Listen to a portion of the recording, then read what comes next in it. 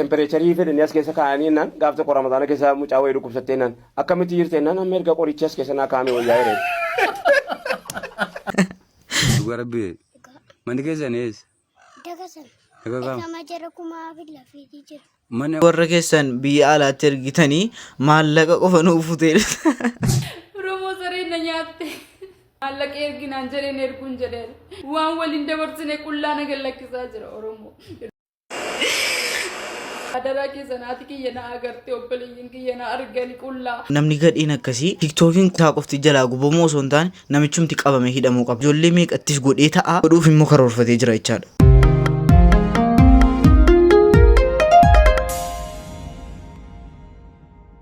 Ashama kam jirtu hordoftoota fi kabajamtoota Oromoo Show akkam naaf jirtuun isiniin jala har'as viidiyoo kabraatii walitti deebinee jirra. Har'ammoo nama gammachiisu jira isinii galee maal yoo jettan subscribe yeroo dhiyootti 10,000 galuuf barbaadaa turre akkuma beekamu 10,000 gallee jirra. Subscribe 10,000 ol guddaa galatoomaan isiniin jedha. Akkasiin yeroo dhiyootti 100 nu galchitan abdiin qaba. Maaliifuu guddaa galatoomaan isiniin jedha. Baay'een isin jaalladha isiniin kabaja. Hojii baay'ee babbareedaa ta'e walitti dhufuu dandeenya. Ijoollee amma ta'e miidiyaa irratti dandeettii qaban yoo jajjabeessitan moraalii keessanii uma danda'an saayilentii jara isinitti agarsiisuu danda'uun isiniin jedha. Yoo subscribe gootan isinitti ni irratu nama sanaa jabina ta'a isinis bohaartii ta'a. Gatii sanaaf wal jajjabeessaa uma baay'ee walirraa baranna isiniin jedha. Guddaa galatoomaan isiniin jechuun barbaada kanarratti ijoollee yeroo jalqabaatii kaatanii jajjabaadhu naan jedhaa turtan koomentiidhaanis baay'ee isin galateeffachuun barbaada. Kun har'a geenyeerra waliin hordoftoota amantii musliimaa hundaaf baga waggaa geessan isiniin jechuun barbaada. Ayyaanni kun kan nagaa kan baraka warri baarii achi jirtanis achumatti rabbi nagaan isin eegee maatii keessanitti isin hadabaluun isiniin jedha. Maaliifuu abshiruma isin keessan isin qaqqaba abshiruma isiniin jechuun barbaada. Maaliifuu haasaa isinitti dhiirressu viidiyoo kana hundi keessan like gochuun dagatina isiniin jedha. Gara viidiyoo Siini ammatu sammuuf qarshii wal bira sii qabanii kamiin filatta? Qarshii dhagaa. Ati garuu gowwaama wayiidha ammatuun si ta'e sammuun filadha. Namni waa hin qabne filata. namni homaa hin qabne filata. Inuma si ajjeesadha ammoo hadda motoraan kan isaati. maqaa kan keenyatti himta bakka. Maqaan keenya inni Lammii. lammii eenyuuti? Lammii lama caala guddataa. Alamaayyuu caalaa? Ishee. Achuma milkii almaazii abbaa mammoo ati. Milkiin almaaziyaa abbaa haadha keetii? Beeka. Dhugaa rabbi Dhugaa. manni keessan eessa? Dagasan. Dagasan. Sama jara kumaa fi lafiitii jira. Mana kumaa fi lafiitii? Inni kun mana keenya. Ishee. Inni kun immoo majiraati. Mana kumaa? Ee. Ahaa. Mana kumaatii wal bira jechaa? Maqaan kee inni ijoolleen si waamtuun immoo maal jettee si waamte? Lammii. Himmiiti kan biraa hoo? Faranjuu fi lammii. Faranjoodha tokko. Ala faranjoo siin jedha abet jettaa reegaa? Ee. Wallaayee. Dhugaa. Ahaa. Bareedduudha wallaayee. Mucaan tokko maal jedhe engedduma viidiyoo isaa dhiyeessisee turre yeroo dhiyoo maal jedhe warroonni warra keessan biyya alaatti ergitanii maallaqa qofa nuuf futee maallaqa qofa nuuf futee dhuftii jettamne kunoo kanatu nuuf futee dhuftee shakke amma maana shakke Oromoo keessa faranjii wayiin Hello. Hello. Maal inni meerii dhaabachaa jira mirga silaadha. Faasiriitu mana jira akkatti ba'uun dhabee. Waa matee jedhii beekaa. Suuqiin deema.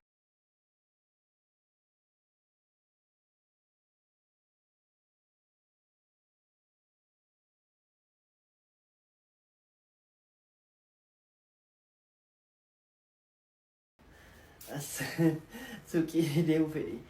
Har'a moo duriitu qarshiin harkaan fuudhin suuqii dhatte. Maalimmoo bitta? Shaboo. Shaboo. Har'a moo dura shaboo bitte? Kumtaala nan bitee mana kaa'amtee shaboo. Jechuun tiitoriyaalii qabna tiitoriyaalii. Tiitoriyaalii dhatta? Dilbataan eessa yoom dhattee beetta? Eessa inni tiitoriyaalii si waamu dilbataan? Mana wiifaa. Taa'e gadam.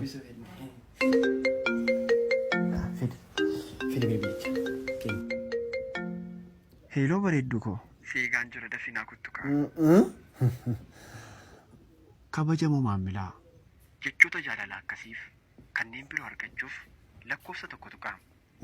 Siimii sin jalaa bade cufsiisuuf yookaan bansiisuuf lakkoofsa 6 tuqaa.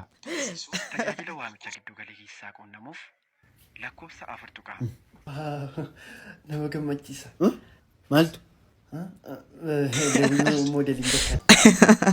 Asirratti dhugaa dhuguma akkas godhaa si digale. Jira garuu abbaan akkasii hin qoratu mana.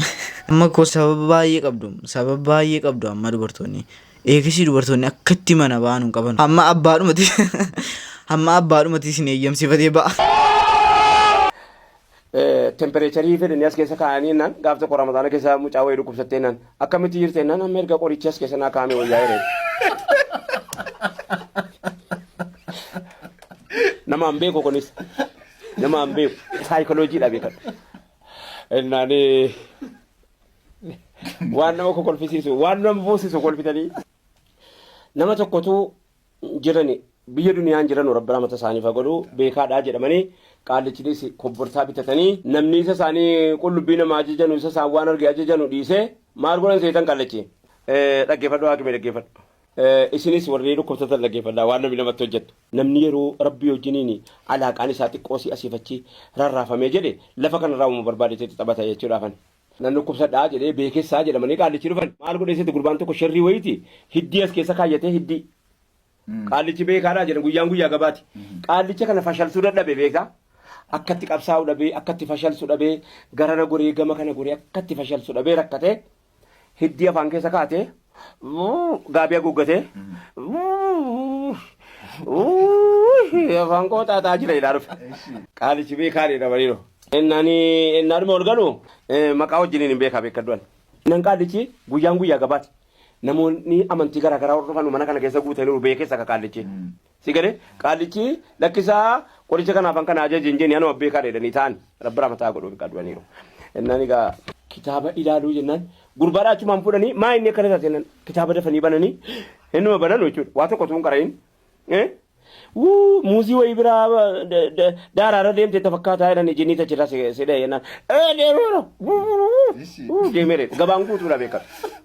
Deemen achirraa jinniiti lakkaftee adda ganama innaan amma gaa lafee urunguu isa ba'a. Kan biraa moora leencaa mee namni leenci biyya keessa jiru rabbi sirriitti agarsiisu. Innaan inni kunis hin jiru innaan egaa waa qabdaa jira jedhani mana keessaa fiduuf qaanxaa kanaan dura dhaqanii muranii innaa isaan fidanu amachaa ba'aa jira iyyuu jedhee fuuldura namaatti hiddii dubbi godhee lafa buuse. Ka'ee ba'eetu salphise. Inuma salphate malee ani yeroo baay'ee taatraa yaabba macaa qoosaansa baay'ee qoosaansaan kufamu. Yaa ijoollee keenya natti callisina yaa qeerroo Oromoo dhiiraaf dhalaan keessa natti callisina na bira dhaabbadha.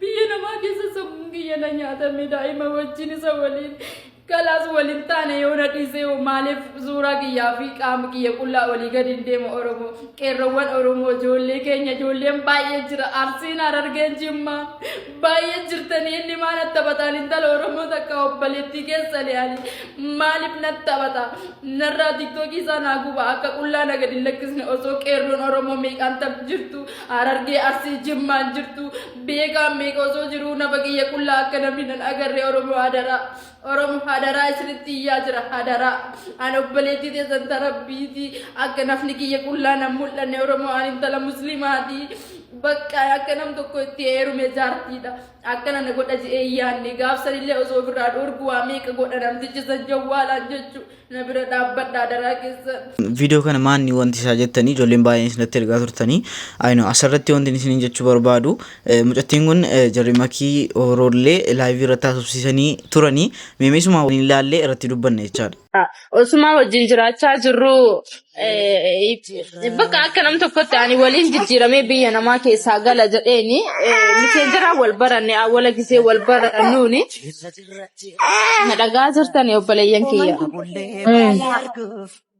Akkasi kalaasan booda akka nam tokko akka nama nagaatti dhufee jiru kiyya keessa seenee hayyee jiru eegaa dhuftee natti rakkoo takka hin qabu tole anillee bakka hanga yoomi ta'a biyya namaa keessa hin bakka heerumee sitti jiru kiyya jijjiiradhaa jeen tole naan jedhe akka nam tokko waliin dhufne osoo isa wajjin waggaa takkan ga'een ilmoon kun natti hafe kalaas ilmoo kanallee an biyya namaa keessa dhaluun barbaanne garuu waan rabbiin jee malee wannaan jeen taatu ilmoo kana natti hafe hanga baatii 8 ilmoo kana mana arabaa keessa dalagadhe hammaama kana ofirra taa'ee dhiqee mana kana ofirra taa'ee xaragee waa meeqa ta'ee ba'aa bu'ii meeqa argee baatii 9 kiyya guuttadhee mucaa kana dahee inni shurxaan qabdee biyya galee ilmoo kanallee dhalee mana ona keessa beela ciisee waa meeqa ta'ee mukayyafan qabu ifaan qabu sanuu mana ona namni kireeffachuu dide keessa namni naa kennee galee akkasii ulmaa bahee baatii 3 moo 4 akkasitti taa'ee mana arabaa dalagachuudha tare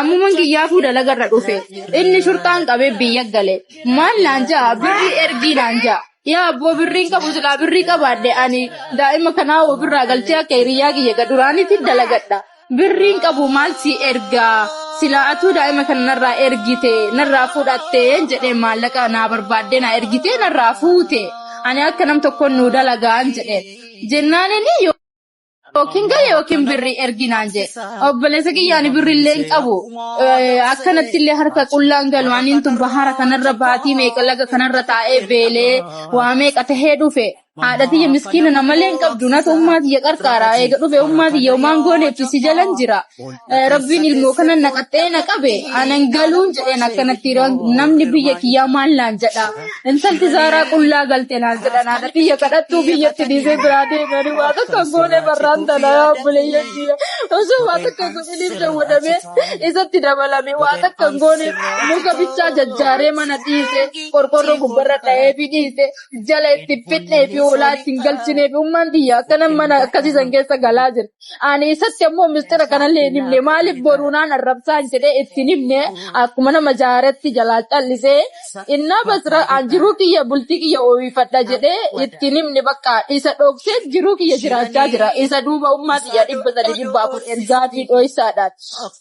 Amma yoo ani birrii isaa erguu didu yookiin ammoo galuu didu suuraa ani quban qabne kan mana keessatti osoo uffata jijjiirachaa jiru ana akkatti na waraaben beeku rabbusaa arguu bas kama na gallakkiseen arge ganaa qabirallee si gallakkisa kaateen argin hedduu jira naan jedha ani gisee kana bakka ilmaan Oromoo osoo isin jirtani qaama kiyya namtichi kun ol nan baasiniiti sagalee naa ta'a tiktokii isaa naa gubaa jedhee achirra dubbachuu eegalee achirratti ol ba'anii awwala ani mana arabaa keessa obseetiin daa'ima kana baay'ee. Duraan dursee wanti asirratti isiniin jechuu barbaadu namni gadhiin akkasii tiktokii isaa qofti jalaa gubamoo osoo hin taane namichumti qabame hidhamuu qaba. Gocha akkanaa kan isii irratti godhe dubartoota biraa irratti immoo akkam godhuuf ta'a. Jaalalli yeroo nama qabdee of naman beeksistu gara kanaan maatiin bareennaan amma ta'e naman beeknutti horumte ammas ta'u namichi kun qabamee seeratti dhiyaate meenshin gootee turte namicha viidiyoo kana isinitti agarsiisuun barbaadu qullaasee jechaadha. Waannaan inni isin kaateef iyyuu viidiyoon si akkas sooshaal miidiyaa irra gadhiifamuu jalqabnaan jechaadha.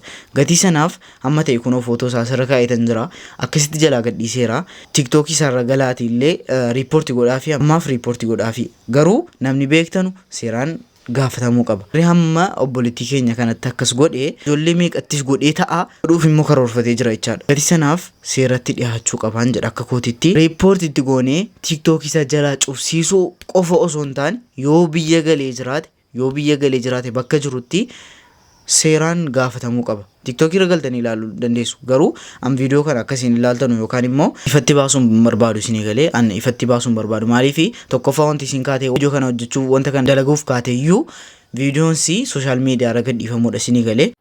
Assalaamu alaikum Oromoo sareen na nyaatte.